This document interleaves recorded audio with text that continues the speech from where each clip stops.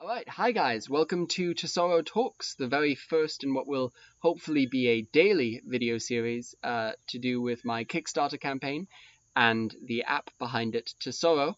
Tesoro is a collaborative language learning, language sharing app that our Kickstarter has just started its campaign for. If you're coming from YouTube, please check out the Kickstarter campaign in the link below. Otherwise, thank you so much for visiting the page, and we hope you'll become a backer. In this series, I want to address, updates about Tesoro. I want to talk about where Tesoro is going, and I want to address updates about the campaign, as well as talking about issues in language in general. And that, of course, involves answering the questions that backers and followers have posed on the Kickstarter page. So we will start with an update about the campaign. So fantastic first day, right? $575. That is already 12% of the campaign. We are already well ahead of schedule. And I owe it to the backers. Let's see. Kate. That's Kate Hoffner. Charlie. And Aline Sullivan. Thank you guys so much for donating. It means a lot. You are helping to make Tesoro become a reality. So with that, I've also added the Japanese language to Tesoro. So you might see in the demo video that Japanese is not offered. I would have expected that would probably be the very first language that people would ask for. And fortunately, I had already prepared a course a little while in advance that didn't quite make it into the Kickstarter version. Fortunately, that course is up now. You can see it right here. So if you are interested in learning Japanese, you will be able to do that with Tesoro when it launches. Now I want to address a question that was posed by our backer, Kate Hoffner, on the very first day. Fantastic, Kate. She asks, what strategies do you have in place to engage language communities and encourage them to contribute to creating courses on Tesoro? And Kate, this is a great question. This is really something we need to address at the beginning because Tesoro involves a quite complicated mechanism of profit sharing. This will be our community course offering, which will come at a slightly later stage than the initial app launch, is based on people coming together and making courses that are then sold on a one-time basis, probably, to learners worldwide. And the motivations that someone has to make that course are really complicated, and they take a lot of engagement. And the answer, unfortunately, is that there isn't really a single answer. Languages vary immensely in their social and economic kind of conditions, and every language has a different way of being taught. Every language has a different set of resources that you can learn from. And this was a question that came up very early in Tesoro's development, really in the brainstorming stage. And this was what I put together was a set of tiers. Basically, it's languages as organized by the resources available for them. And the very top tier is the simplest one. These are the languages we have already. These are the languages that everyone's heard of and that definitely have enough resources to create our own courses for that we are bringing straight to market. So these are languages like German and Japanese and Russian and French. These are languages that machine translation works for, and that when we have filtered our machine translation, which we do through native speakers, we find has a less than 2% error rate, which is definitely good for our purposes, very satisfactory. We are bringing those languages straight to market. So if you are a French speaker or a Spanish speaker, you won't be able to create your own core 10,000 course, the set of 10,000 sentences that we are initially bringing for each language, but you will be able to hopefully create more specific community courses, the details of which will be fleshed out in a video to come. So those are the tier 1 languages, and we are already bringing those to market. Then around somewhere like Armenian, Georgian, maybe Khmer, the language of Cambodia. Languages like these, we face more errors with. So these are the next tier of languages, the tier 1 languages. The previous were tier 0, I should clarify. And these are languages that we need native speakers' help for. But native speakers are easily accessible. They are computer literate. They are working as professional translators, and we want to bring those courses ourselves. So a language like Khmer, or the languages of India, for example, that aren't Hindi, potentially also Bengali and Tamil, those could be tier 0 languages. Another language of India, like Gujarati, for example, you really can't rely on machine translation for.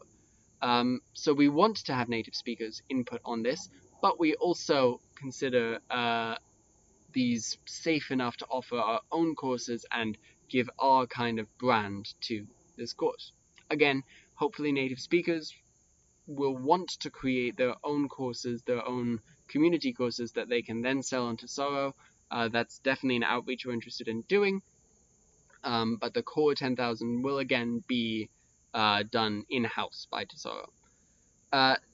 So that's tier 1 languages. That's the tier within Tesoro. Then we get to tier 2 languages. These are the languages for which we don't have enough resources, and we also don't really have the commitment, the surety that we are offering a product that we can call stable, let's say. A product that we can say this is 100% reliable, this is what we want to offer Tesoro as. Simply because it's hard to check. So we have languages like Wolof, for example, the language of Senegal. Very commonly spoken language, but not one you see many learning materials for. Or Guarani, language of Paraguay. Or for a national language, let's say Pashto, the language of Afghanistan. These are languages where we feel we can definitely get speakers, and we can definitely engage those speakers. We can say, do you want to, work on this? But we can't give much kind of oversight to. And those are languages that will have a community-based core 10,000 sentence list. Those are ones where the translators who are working with Tesoro, not at Tesoro, will be already putting together their own community course. But those are done kind of democratically. Those are done on a wiki basis where anyone can say, I speak Pashto. I'd like to work with the Pashto community course, and I can translate a few sentences here and there in exchange for, a very small cut of what the community course is selling for. The next tier of languages are not languages for which that's possible. These are languages that are small enough, that are little known enough, and that have limited enough resources, limited enough reliable resources especially, that we can't offer them to the public to edit. Instead, what we want to do there is work with local institutions. So this goes for all of the languages, for example, of native North America. And that brings in sovereignty issues too, right? We want to make sure that the language courses done for native North American languages are benefiting the native speakers and the tribal members who are working on them. And we want to make sure that these communities have the ability to dictate the terms that they're being brought to Tesoro with. This also goes for European minority languages. For example, we've seen Scots Gaelic, things like this. We want to be sure that we are getting these right, and that these are going to the right people, and that they're working with the community as a whole and not just being monopolized by a handful of active people. And so what that will take is outreach to communities, outreach to language centers. So, for example, if we were to take, Scottish Gaelic as an example, we would try and get a Scottish Gaelic cultural institution, towards the revival of the language to work with us, to organize translators with us, and then they would have administrative privileges over their own page that can allow them to add or even remove translators. And they would also get the proceeds of this work on a singular basis, and they can then distribute them as they see fit. So very much out of our hands, but we would be very proud to offer the platform for these minority languages to be shared with others. So those are the different tiers of the language. I'll go over them again very quickly. Tier 0 are the languages that we can offer immediately and be fully confident in. Tier 1 are the languages that we want to work with translators to bring to market as our own product. Tier 2 are the languages that we want translators worldwide to be able to work on. And Tier 3, the final tier, are languages that we want to be certain a single community is able to access, to work on, I should say. So a lot of differences there, and a lot of potential outreach. So for example, with individuals, that's very simple. We can say, on a Pashto social network, like on Reddit, for example, on Facebook, we can say, are you a Pashto speaker? Do you want to share Pashto and earn a little bit of money for it?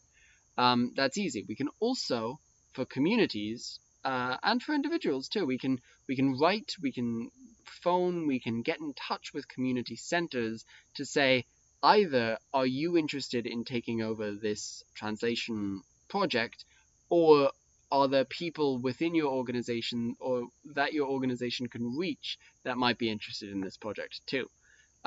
So we have a lot of potential coverage there. We want to start big and work our way down. So of course we are starting with the tier 0 languages, and we want to cover languages in general order of the number of learners. That might cause some strange, disproportionalities. For example, a native Indian language that has tens of millions of speakers may have very few learners, and we would prioritize then, let's say, a European minority language with many, many learners over that. So it's a complicated process. It's one that we are definitely working out as we go along, as we come into contact with different language facilities and services. I'm particularly excited about where it leads us with these minority communities, because we want to have this strong network with communities for minority languages. We think that Tesoro is a great way to bridge the experiences of speakers of minority languages and bring them together to address their concerns collectively. And it's also really fun, in my opinion. So I hope that answers your question, Kate. Please do let me know, ideally on the page, if you have any follow-ups, or if anyone has any follow-ups, and that will give a rough idea of our direction with this course. Alright, so guys, I think that covers it for today's first Tesoro Talk. Thank you so much for sticking with me here. Please do give the campaign a visit. Let me know what you think, either in the comments down below or in the comments on the page. And I hope to see any of you who reviewed this again soon.